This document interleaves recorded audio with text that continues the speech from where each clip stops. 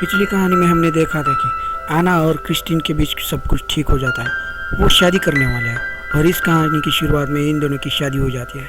वो दोनों बहुत खुश हैं। ये दोनों हनीमून के लिए जाते हैं। जब ये हनीमून पर होते हैं तभी क्रिस्टीन के असिस्टेंट का वीडियो कॉल आ जाता है और वो कहती है कि हमारे सर्वर रूम में किसी ने एक्सप्लोजिव रखकर ब्लास्ट करने की कोशिश की। क्रिस्टीन पूछता है क्या कोई वो डेटा ले गया। उसकी असिस्टेंट कहती है हाँ, वो आपकी कुछ पर्सनल फाइल्स ले गया। जब क्रिस्टीन और आना उस आदमी का वीडियो फुटेज देखते हैं तो वो पहचान लेते कि ये आदमी जैक हाइड है। जैक वही इंसान है जो आना का पहले बॉस हुआ करता था, जिसने उसके ऊपर सेक्सुअल असॉल्ट करने की कोशिश की थी। इस वजह से उसको जॉब से निकाल भी दिया गया था और वो क्रिस्टीन और आना से अब बदला लेना चाहता है। इसलिए क्रिस्टीन और आना को अब हनीमून से वापस आना पड़ता है और वहाँ से आने के बाद क्रिस्टीन आना को उसकी सिक्योरिटी टीम से मिलवाता है। वही जब आना अपने ऑफिस की केबिन में जाती है तो वो पूरी तरह से बदला हुआ होता है। दरअसल उसका प्रमोशन हुआ होता है। इस बात से आना खुश होती है, लेकिन उसके दिल में कहीं ना कहीं ये भी डाउट होता है कि ये सब क्रिस्टीन की वजह से तो नहीं हुआ। और जब क्रिस्टीन उसके ऑफिस में आता है तो उससे वो बात पूछती है। क्रिस्टीन बोलता है कि नहीं, ये कामयाबी, ये प्रमोशन जो तुम्हें मिला है वो सब तुम्हारी अपनी मेहनत से मिला है। वैसे क्रिस्टीन नहीं चाहता कि आना काम करे। वो चाहता है कि अगर उसे काम करना ही है तो उसके साथ करे। हालांकि आना के बॉस का बॉस क्रिस्टीन ही होता है। आना बोलती है कि मैं अपने खुद के दम पर कुछ करना चाहती हूँ, अपनी पहचान बनाना चाहती हूँ।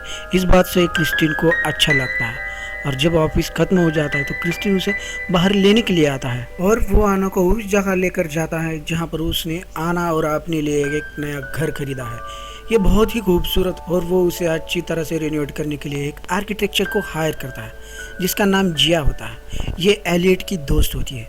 एलियट क्रिस्टीन का बड़ा भाई है। यहाँ पर जिया क्रिस्टीन के साथ ओपनली फ्लर्ट करती है।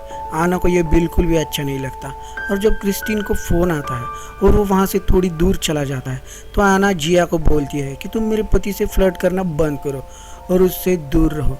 मैं जानती हूँ कि तुम अपने काम में माहिर हो, इसलिए क्रिस्टीन ने तुमको हायर किया है, लेकिन अगर तुम्हें ये प्रोजेक्ट चाहिए तो तुम्हें अपने हाथों को काबू में रखना होगा। उनको क्रिस्टीन से दूर रखना होगा। जिया कहती है ठीक है आना। तभी आना कहती है कि तुम मुझे आना कहकर नहीं बल्कि मिसेस ग्रे कहकर बुलाओगी। इसके बाद होता भी ऐसा ही है। जिया उसकी बात मान जाती है। क्रिस्टीन से एक दूरी मेंटेन करके रहती है। अब यहाँ से क्रिस्टीन और आना घर के लिए निकलते हैं। क्रिस्टीन आना को ड्राइव करने के लिए कहता है और आना ड्राइव करती है। वो गाड़ी काफ़ी तेज़ चलाती है और उनकी जो सिक्योरिटी टीम होती है वो पीछे रह जाती है। तभी क्रिस्टीन को उनकी सिक्योरिटी का कॉल आ जाता है। वो बताते हैं कि आपके गाड़ी का एक एसयूवी पीछा कर रही है। क्रिस्टीन आना को गाड़ी तेज चलाने के लिए कहता है और आना गाड़ी को तेज चलाकर उस एसयूवी से काफ़ी आगे निकल जाती है। बाद में वे जब गाड़ी का वीडियो फुटेज देखते हैं तो वो देखते हैं कि उस गाड़ी के अंदर कोई औरत है। दरअसल इनका अंदाज़ा ये था कि उस गाड़ी के अंदर जैक हाइड होगा, वही इंसान जो उनके सर्वर से कुछ फाइल्स चुरा कर भागा है, जो आना का पहले बॉस था। गाड़ी में इस औरत को देखने के बाद क्रिस्टीन को यकीन हो जाता है कि ये जैक की ही कोई दोस्त है। वो अपने आदमियों को कहता है कि मुझे जैक की पूरी जानकारी चाहिए और वो अपनी सिक्योरिटी टीम को बोलता है कि मैं एक मीटिंग के लिए न्यूयॉर्क जा रहा हूँ, तुम तीनों भी मेरे साथ चलोगे। और वो आना को भी बोलता है कि तुम्हें भी मेरे साथ चलना होगा। आना सिक्योरिटी को वहाँ से भेज देती है और वो क्रिस्टीन से बोलती है कि मैं तुम्हारे साथ न्यूयॉर्क नहीं आ सकती, मुझे काम है। क्रिस्टीन बोलता है वहीं से कर लेना। आना बोलती है कि मेरी यहाँ पर मीटिंग्स है और वैसे भी यहाँ पर मेरी रक्षा करने के लिए सिक्योरिटी भी है। अब क्रिस्टीन को आना की बात माननी पड़ती है और वो न्यूयॉर्क चला जाता है और यहाँ पर आना अकेली रह जाती है। आना जब अपने ऑफिस में होती है तो उसकी पुरानी दोस्त केट उसको मैसेज करती है और उससे वो मिलना चाहती है। आना उससे मिलने के लिए जाती है। हालांकि वो जानती है ये बात क्रिस्टीन को पसंद नहीं आएगी क्योंकि वो जानता है आना को जैक से खतरा है, लेकिन फिर भी आना उसके दोस्त से मिलने के लिए जाती है। और जब वहाँ से वो घर पर आती है तो उसके घर पर पहले से ही जैक होता है और वो आना की गर्दन पर चाकू रख देता है और उसे किडनैप करना चाहता है कि तभी आना की सिक्योरिटी टीम वहाँ पर आ जाती है और वो जैक हाइड से आना को छुड़वा लेती है। पुलिस उससे अरेस्ट करती है और जब क्रिस्टीन घर पर आ जाता है तो वो आना से नाराज़ हो जाता है क्योंकि आना ने उसकी बात नहीं मानी थी। उनका सेक्सुअल रिलेशन अभी भी हेल्दी होता है। वो दोनों रात को इंटीमेट होते हैं, लेकिन इस बार जब इन दोनों में सेक्सुअल इंटरकोर्स होता है तो क्रिस्टीन उसे बहुत दर्द पहुंचाता है। इस बात से आना को दुख होता है। आना कहती है कि ये प्यार नहीं था। क्रिस्टीन कहता है मैंने तुम्हें कहा था ऑफिस से सीधा घर आना है। आना कहती है मैंने ऐसा नहीं किया इसलिए तुमने बदला लिया। क्रिस्टीन बोलता है मुझे भी गुस्सा आता है। जब मैं न्यूयॉर्क में था और मुझे पता चला कि जैक यहाँ पर आया था और उसने तुम्हें किडनैप करने की कोशिश की तो मेरी जान निकल गई। आना कहते हैं कि तुमने मुझे झूठ कहा। जैक मुझे नहीं बल्कि तुम्हारी फैमिली को भी नुकसान पहुंचाना चाहता है। क्रिस्टिन बोलता है कि मुझे नहीं पता वो ऐसा क्यों कर रहा है, इसका कहीं ना कहीं कुछ ना कुछ तो कनेक्शन जरूर होगा, लेकिन अभी कुछ समझ नहीं आ रहा। आना कहती है जैक अभी जेल में है और मैं तुम्हारे सामने हूँ, और वो क्रिस्टिन को अपने गले से लगा लेती है। क्रिस्टिन भी आना को सॉरी बोलता है। आना को इस पूरे ट्रॉमा से बाहर निकलने के लिए वो एक ट्रिप का अरेंजमेंट करता है, जिसमें आना की दोस्त केट, साथ ही साथ क्रिस्टिन का बड़ा भाई एलियट और उसकी सिस्टर मिया भी ट्रिप के लिए आ रहे होते, और वो वहाँ पर बहुत ही एंजॉय करते हैं। वहीं पर एलियट अपनी गर्लफ्रेंड केट को रिंग पहनाता है और उसे शादी के लिए प्रपोज भी करता है, और इनकी खुशी और भी ज़्यादा बढ़ जाती है। साथ ही साथ क्रिस्टिन और आना का प्यार दिन ब दिन बढ़ रहा होता है। इन दोनों के बीच में बच्चों को लेकर भी बातें होती है। क्रिस्टिन कहता है कि मैं अभी इस चीज़ के लिए तैयार नहीं हूँ, लेकिन अब इन दोनों के बीच में सब कुछ अच्छा चल रहा है। वही दूसरी तरफ दिखाया जाता है कि कोर्ट में जैक को बेल मिल जाती है, जिसके बदले उसे $50 लाख का जुर्माना देना पड़ता है। अब इस बात से आना टेंशन में आ जाती है, क्योंकि वो जानती है कि जैक के इरादे बिल्कुल भी ठीक नहीं है। कुछ दिनों बाद आना को ये पता चलता है कि वो प्रेग्नेंट है। उसके पेट में 7 हफ्तों का बच्चा है, और जब वो रात क्रिस्टिन के साथ डिनर कर रही होती है तो वो परेशान हो जाती है। क्रिस्टिन को लगता है कि ये सब जैक की वजह से हो रहा है, क्योंकि वो रिहा हो चुका है, लेकिन आना बोलती है कि नहीं, मैं इसलिए परेशान हूँ क्योंकि मैं प्रेग्नेंट हूँ, क्योंकि वो जानती है क्रिस्टिन को अभी बच्चा नहीं चाहिए। ये बात क्रिस्टिन ने उससे बोली हुई होती है। इस बात से क्रिस्टिन को गुस्सा आ जाता है। वो कहता है कि मैं अभी बाप बनने के लिए तैयार नहीं हूँ। आना कहती है मैं भी तैयार नहीं हूँ। क्रिस्टिन बोलता है तुमने दवाई क्यों नहीं खाई। आना कहती है कि मुझे नहीं पता था कि ये सब कुछ इतनी जल्दी हो जाएगा। क्रिस्टिन इस बात से गुस्सा होकर वहाँ से चला जाता है, और वो एलिना के पास जाता है। एलिना वही औरत है जिसने क्रिस्टिन को बचपन में संभोग करना सिखाया होता है, जो आना को बिल्कुल भी पसंद नहीं करती। क्रिस्टिन जब रात को घर वापस आता है तो वो पूरी तरह से ड्रंक होता है, क्योंकि उसने काफी शराब पी हुई होती है। वो इस हालत में नहीं होता कि वो आना से बात कर सके, और वो बेड पर लेट जाता है। तभी उसकी मोबाइल पर एक मैसेज आ जाता है, और ये एलिना का मैसेज होता है। मैसेज देखकर आना को पता चल जाता है कि क्रिस्टिन आज रात एलिना से मिलने गया था, और वो इस बात से गुस्सा हो जाती है। अगली सुबह इन दोनों में काफी आर्गुमेंट्स होते हैं। हालांकि क्रिस्टिन ज्यादा नहीं बोलता, लेकिन आना बहुत गुस्से में होती है, क्योंकि वो नहीं चाहती कि क्रिस्टिन एलिना से मिले।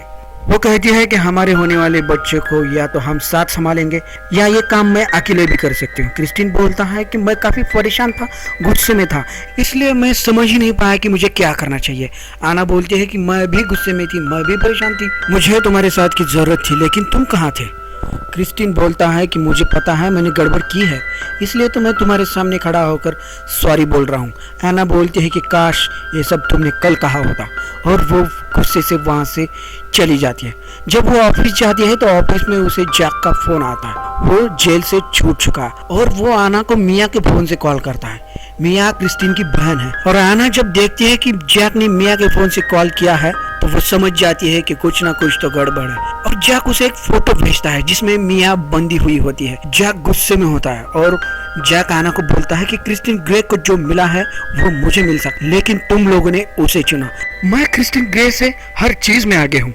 और वो आना को बोलता है कि अगर तुम्हें अपनी सिस्टर इन लॉ को बचाना है तो 2 घंटे के अंदर मुझे $50 लाख चाहिए, और ये बात क्रिस्टिन या फिर किसी और को पता नहीं चलनी चाहिए, नहीं तो मैं मिया को मार दूंगा।